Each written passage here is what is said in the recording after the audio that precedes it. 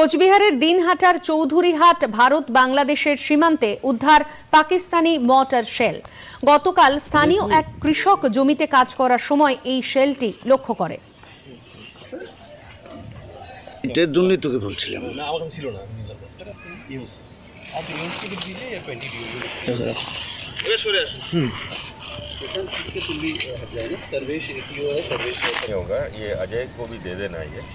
তলব নামি যায় দেখি ওই বুমটার উপরে পানা আসলো, ওই পানার সাথে পিছলি পড়লাম একবারে কাগজ পড়ার পরে ফির বিএসএফ নিয়ে যা দিলাম।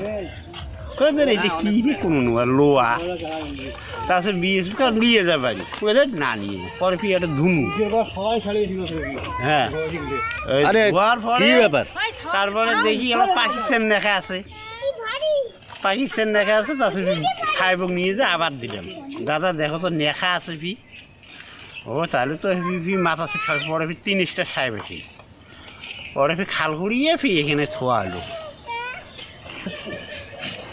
এরপর খবর পাঠানো হয় ভারতীয় সেনাবাহিনীর বম্ব স্কোয়াডে।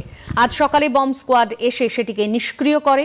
বিস্তারিত জানিয়েছেন এসডিপিও দিনহাটা ধীমান মিত্র।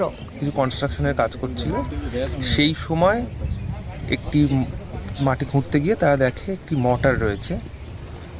তা সেটা পাওয়ার পর সেখানেই তারা কর্ডন করে রাখেন জিনিসটাকে, এবং আমাদেরকে খবর দেওয়া হয়। আমরা সেখান থেকে বিন্নাগুড়ি আর্মি যে রয়েছে আর্মি ক্যাম্প, সেখানে আমরা যোগাযোগ করি। সেখান থেকে অর্ডিন্যান্স যে যারা স্পেশালিস্ট আর্মিতে যারা আছেন তারা আজকে আসেন এবং মর্টারটিকে ডিসপোজ অফ